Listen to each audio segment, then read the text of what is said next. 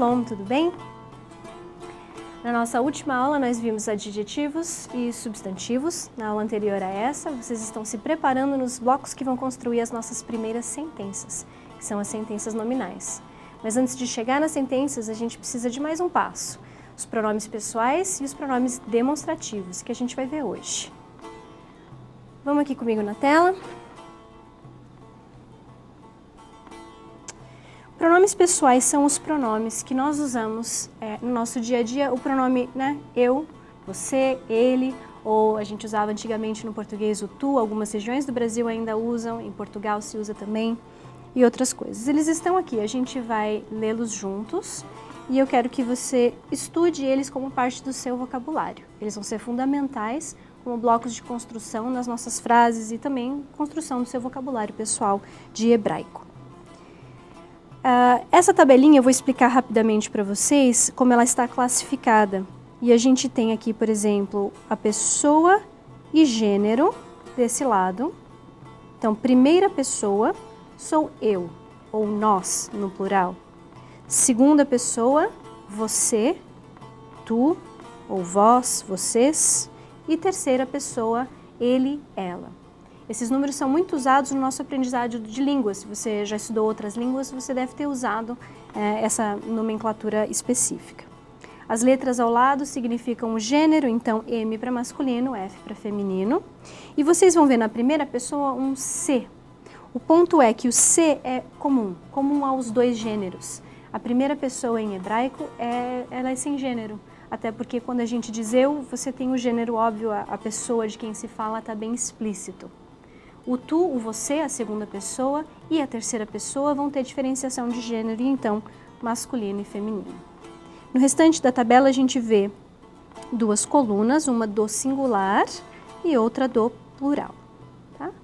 Vamos ler os nomes desses pronomes então. Primeira pessoa do singular, ani, anochi. No plural fica anachno. Alguns pontos são similares, o anachnu acaba com nu, ajuda a gente a lembrar do nosso próprio, no nosso. Pelo menos é uma dica que me ajudou no meu aprendizado de hebraico. Segunda pessoa, masculino, temos no singular ata, e no plural atem. A segunda pessoa masculino singular é única, ela tem como característica esse final a, que normalmente a gente vê no feminino. E às vezes as pessoas confundem um pouco na hora do aprendizado esse final, por ser o final típico feminino de substantivos e adjetivos, com o feminino. Mas ele é o segundo masculino, então presta atenção quando tiver a segunda pessoa, que vai ser mais ou menos trocado, o final a é do masculino. No plural vem atem. E a gente vai ver essa característica também do masculino plural, o mem como final do masculino plural. Segundo feminino, at. Eu mencionei que o segundo feminino ia ser diferente, não tem o final a que a gente geralmente vê no feminino, e ele é o contrário do final masculino, então ele termina. É uma das únicas letras que tem no final, por ser a última letra esse tave, um shevá embaixo. Eu até mencionei especificamente que quase nunca tinha.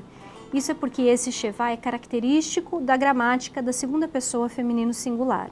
A gente deve enfatizar aquele tav, separando ele. At. No plural, ela vai ter como característica o nun. E o nun passa a ser a característica do feminino plural. Aten ou atena. No plural aparece novamente o a. Mas a forma mais comum do segundo feminino plural é o aten. Prestem atenção na diferença entre o masculino plural e o feminino plural da segunda pessoa. Atem, aten. No português, a gente tende a falar M e N como letra final de palavra igual. Por exemplo, a palavra garagem. Garagem. A maneira como a gente pronuncia o M final da palavra não dá para identificar se é M ou N. A gente identifica no nosso dia a dia porque a gente sabe qual é a palavra. A gente sabe a palavra, a gente sabe o final. No hebraico, como essas duas letras diferenciam entre o masculino e o feminino, a gente precisa prestar atenção e pronunciar cada uma delas cuidadosamente. Então, quando você falar, você vai falar atem ou aten, enfatizando o M, o som M ou o som N do final das palavras. Vamos à terceira pessoa. No terceiro masculino, nós temos hu. O rei é pronunciado dessa maneira, de uma maneira suave, não é hu, é hu, como se estivesse só respirando. Hu é ele. No plural vai ficar hem ou hema. Lembrando, no pronome, esse final a não é sinal do feminino, tá? O sinal do feminino, e só no plural é que vai ser aquele nun.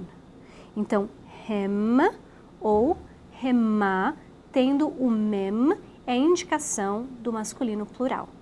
Igual na segunda pessoa, a gente precisa pronunciar com cuidado. Hem, hem. No terceiro feminino, temos então no singular he, que é ela, e no plural henna, com o nun. O nun é o indicador do feminino plural. Como ele não é a última letra da palavra, não fica tão difícil de pronunciar. Mas ele vai estar lá, é ele que realmente indica o gênero dessa palavra e não o ra final, que está aparecendo em mais de um gênero, neste caso em particular. Quero ler com você mais uma vez, acompanha comigo na tela, os pronomes. A gente vai ler primeiro todos do singular e depois todos do plural. Ani, anochi.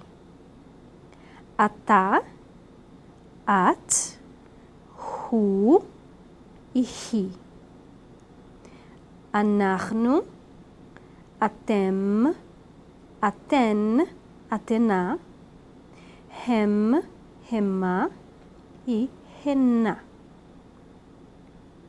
Sugiro muita prática.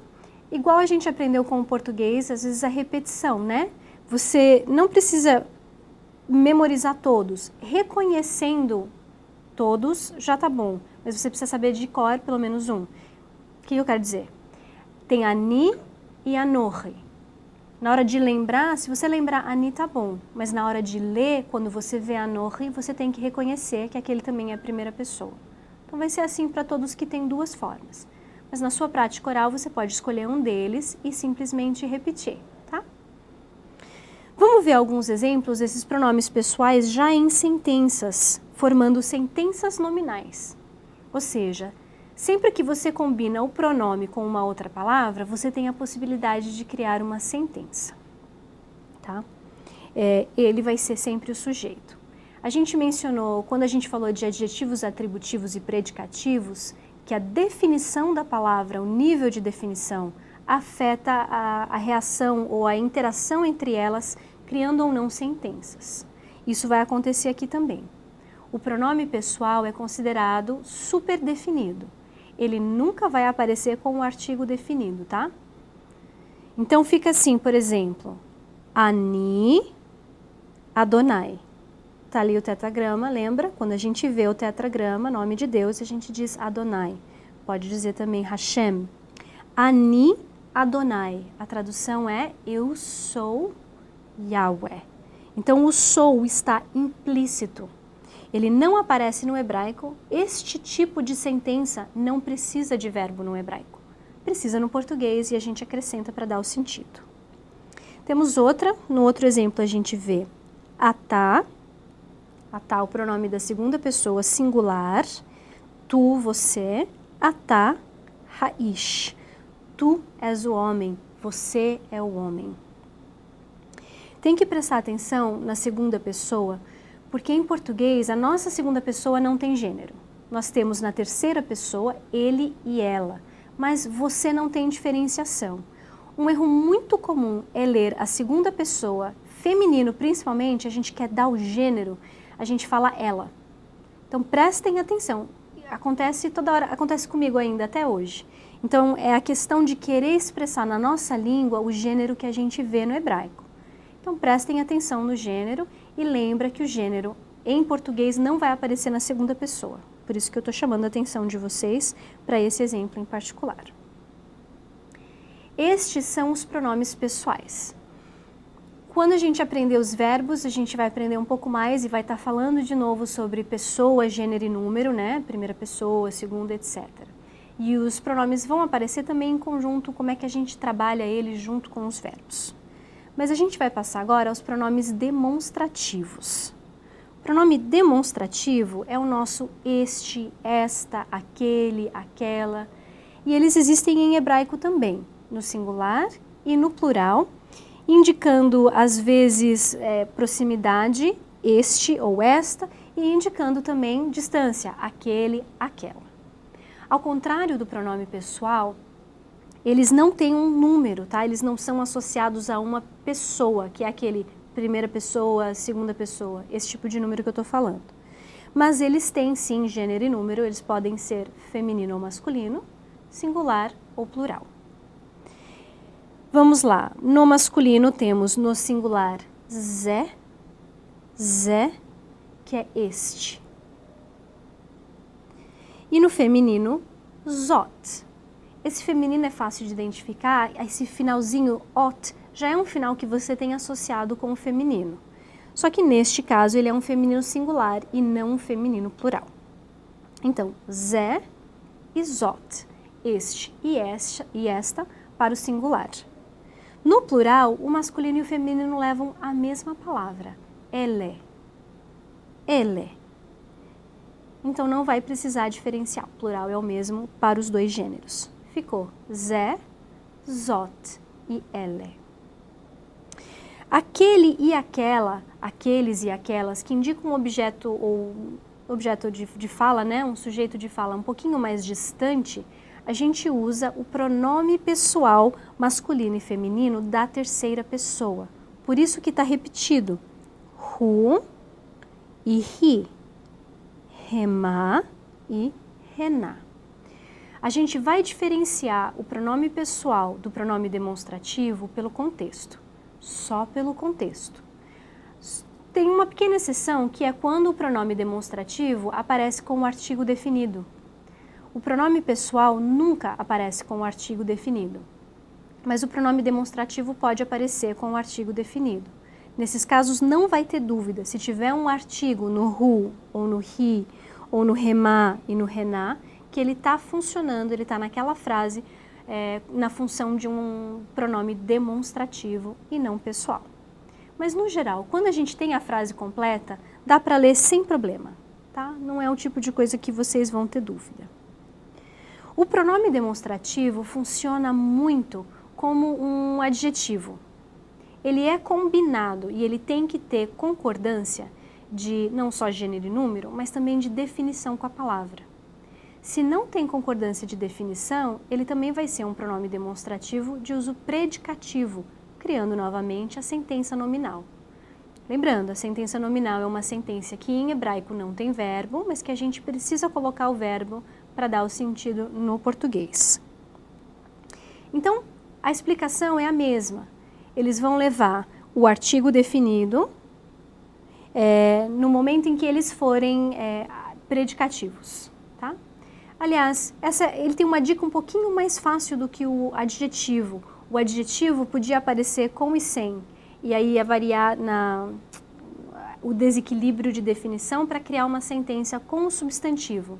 No caso do pronome demonstrativo, a gente vai ver que sempre que ele é predicativo, ele não vai ter o artigo definido. E a gente vai ver alguns exemplos neste próximo slide. Vejam comigo aqui.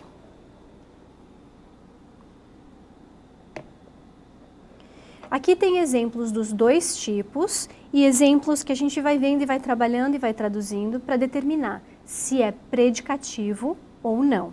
Cada uma das expressões tem um pronome demonstrativo. Hayom, hazé. Ambas as palavras têm o artigo definido, então ele está agindo como atributivo. Equilíbrio, as duas palavras têm artigo, as duas palavras são definidas, então você tem atributivo, não tem verbo. Hayom hazé, este dia. E não o dia é este. Não, este dia. haaretz, hazot. De novo, concordância de gênero. Lembrando que Aretz é uma palavra que não parece ser feminina, mas é. O pronome também vai revelar o gênero real, assim como o adjetivo faria. Hazot. Tá? Ambos têm o artigo definido, então é esta terra. Hamakom, hazé. Equilíbrio total. Tem artigo definido nas duas palavras. Hamakom, hazé. Este lugar. Zé, sha'ar. Aqui não tem artigo definido no pronome demonstrativo. No momento em que ele não tem artigo, vai ser predicativo. Zé, sha'ar. Este é um portão. Como não tem artigo definido na palavra sha'ar, ela não vai ser definida, tá? Este é um portão. Hu shemo. Este ou aquele, lembra que o hu, quando ele é usado como pronome demonstrativo, ele é aquele da distância. Hu shemo. Aquele é o nome dele. Em algumas situações, esse é um exemplo que, dependendo da frase, esse hu poderia ser traduzido como este também, ou esse, como a gente falaria. Vai depender de como o contexto está montado. O nosso hu é muito... Desculpe, o nosso aquele é bem geográfico, o deles é mais do tipo de palavra e do tipo de frase que está montando. Então, podem haver exceções, a gente tem que ter flexibilidade na hora da tradução. O último exemplo, Bair ha-hi. Olha que interessante. Nesse exemplo, a gente tem um artigo definido escondido na preposição, Bair, na cidade, e o hi, que é aquela. Esse hi tem o artigo definido também, então as duas palavras estão definidas. Se as duas estão definidas, ele é atributivo. Bair ha-hi, naquela cidade. Tá? Tenho mais uma listinha para vocês, com mais alguns exemplos, para a gente trabalhar também alguns exemplos do plural. Primeiro exemplo, ha-devarim ha-ele. Ha-devarim ha-ele. Duas palavras com o artigo definido. Devarim são coisas ou palavras e ele está no plural. Como os dois têm o artigo definido, é atributivo. Estas palavras ou estas coisas. Bayamim ha-hem. De novo, a gente tem novamente aqui o ba, que inclui a preposição e o artigo. Tem que prestar atenção porque a gente está avaliando a definição das palavras. E se essa tem artigo definido, tem que identificar que ele está inserido com a preposição. Bayamim ha-hem. As duas partes são definidas, então vai ser atributivo. Naqueles, porque o hem é o pronome que dá mais essa distância. Repara que não é uma distância só geográfica, mas de tempo também. Naqueles dias, dando a entender uma certa distância daquele período de tempo. Próximo exemplo. Zé hayom. Aqui a gente tem o pronome demonstrativo sem artigo. No momento que ele não tem artigo, ele vai quase sempre formar a sentença, tá? Então, Zé hayom é este é o dia. Ele é predicativo porque só uma palavra tem o artigo definido, tá? Próximo exemplo. Hi, ha'ir, ha-gedolá. Esta ou aquela é porque o hi está sem artigo. Ha'ir, ha-gedolá, tá? Aquela é a grande cidade. Vou aproveitar essa frase para mostrar uma coisinha para vocês. Reparem nessa palavra hi. Reparem que ela tem um vav no meio em vez do yud. Quando vocês viram os pronomes, o rei aparece, o hi aparece com o yud. E o pronome pessoal, a gente sabe que o mater lectionis yud é o pronome, a letra do pronome pessoal feminino, hi. Aqui você tem um mater lectionis que geralmente representa o ou u, numa palavra que está escrita com i. Isso porque, na época dos escritos mais antigos bíblicos, ou seja, os livros que estão relatando as histórias mais antigas, o pronome pessoal era igual para homem e mulher. He e who. Se ele era igual, não tinha tanta diferenciação, só que essa diferenciação veio com o passar do tempo e eles optaram por pontuar, quando eles colocaram os Nikudim, marcando que esse era he e não who. Então aparece assim, é meio confuso. Se não me engano, só acontece no livro de Gênesis, tá? Mas é prestar atenção, ler conforme a pontuação e não pela letra. Vamos ao próximo exemplo. Haaretz, Hatová, Hazot. Neste exemplo, todas as palavras têm o artigo definido. Se todas têm, e agora a gente está trabalhando até com mais, vocês viram, né? 3 palavras. A gente tem o pronome, um adjetivo e um substantivo. Se as 3 têm artigo definido, então vai ser atributivo. Haaretz, Hatová, Hazot, esta boa terra. Não tem verbo. No exemplo anterior também tinha 3 palavras e a gente tinha pronome, substantivo, adjetivo. O pronome não tinha o artigo definido, ficou he, esta, aquela, é a grande cidade, ou a cidade grande. Vamos ao último exemplo. Ha-shanim, hatovot, ha-ele. Novamente, todas as palavras têm o artigo definido, é atributivo. Ha-ele, estas. Então, estas ou estes são anos, estes anos bons. Não vai ter o são, só se ele tivesse sem artigo. Uma coisa também para vocês prestarem atenção vai ser a troca do gênero. Às vezes uma palavra ela é feminina no hebraico, mas ela é masculina para nós. Foi exatamente o meu caso aqui que me lembrou de falar isso para vocês. Shanim vem de Shana, ano. Para nós é masculino, mas no hebraico é feminino, Shana. E vejam o adjetivo, ele está no plural feminino, tovot. Tá? Deixa eu apagar um pouco desses aqui. Tovot. Revelando que Shana é feminino. Aí na hora de traduzir eu falei estas. Aí eu lembrei que na nossa tradução não é. Na nossa tradução ano é masculino. Vocês vão encontrar bastante disso. Muitas vezes a gente tem a tendência de impor o gênero que a gente está familiarizado no texto. Então presta atenção para ver se no hebraico também é desse gênero, tá? Porque vai ter gênero em tudo. Eu gostaria de encerrar a aula de hoje com mais uma leitura. E a gente vai pegar as nossas Bíblias e eu quero ler com vocês Gênesis 22. Gênesis 22 contém a história de Abraão e Isaque, a caminho do sacrifício, ou possível sacrifício de Isaque. A gente vai ler alguns versos juntos, então. Gênesis 22, vamos começar com os versos 1 e 2.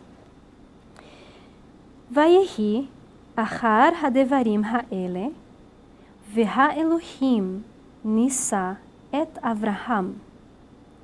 Vayomer elav Avraham, vayomer hineni, vayomer kachna et bincha, et yehidcha asher achavta, et Yitzchak, velech lecha el eretz hamoria, veha'alehu sham leolá alahar haharim asher omar elecha. Eu espero que você esteja se acostumando assim com o som do hebraico, que esteja praticando. A gente faz muita leitura para vocês também terem esse som e poderem acompanhar na tela e verem como é que é o som das palavras. Eu li num ritmo assim mesmo da narrativa, eu vou ler mais uma vez devagar, já traduzindo para vocês irem pegando algumas das palavras. Se vocês quiserem acompanhar, eu vou estar apontando aqui. Vayehi ahar hadevarim ha'ele. Olha uma expressão que vocês já conhecem.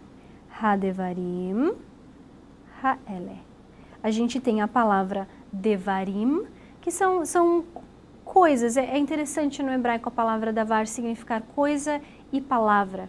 Mas há uma ligação no mundo antigo muito mais próxima entre coisa e palavra. A palavra representava a coisa de uma maneira tão forte que ela era como se fosse viva, como se fosse aquela própria coisa. Os próprios egípcios, por exemplo, ofereciam sacrifícios escritos. Não traziam o sacrifício real, mas faziam uma inscrição. Ofereço aqui esse sacrifício de um carneiro para o Deus tal. Colocava ali num pilar aquela inscrição e aquele desenho e representação do sacrifício era tão real quanto o sacrifício em si.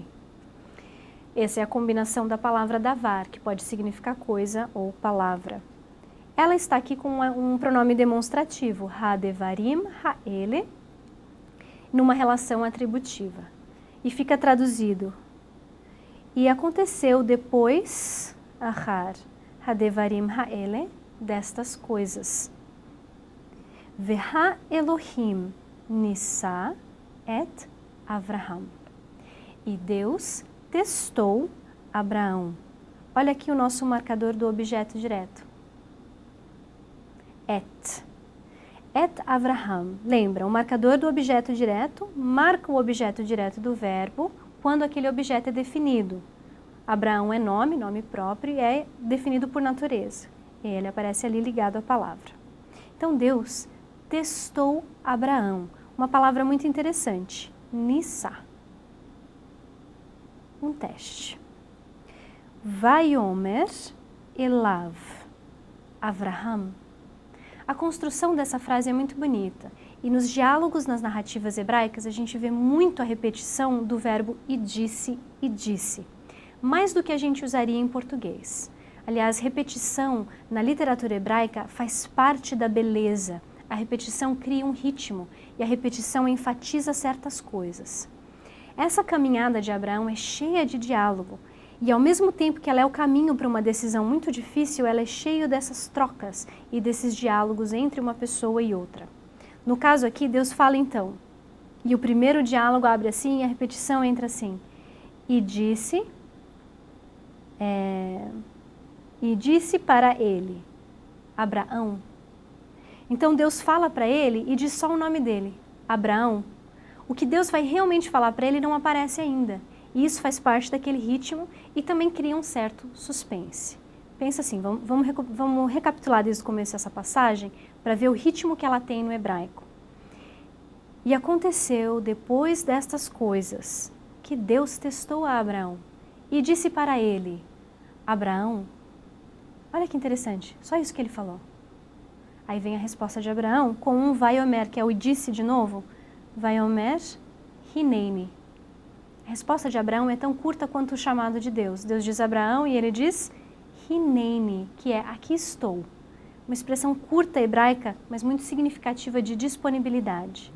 Aparece o vaiomer de novo. Até aqui essa repetição foi assim, vou marcar eles para vocês.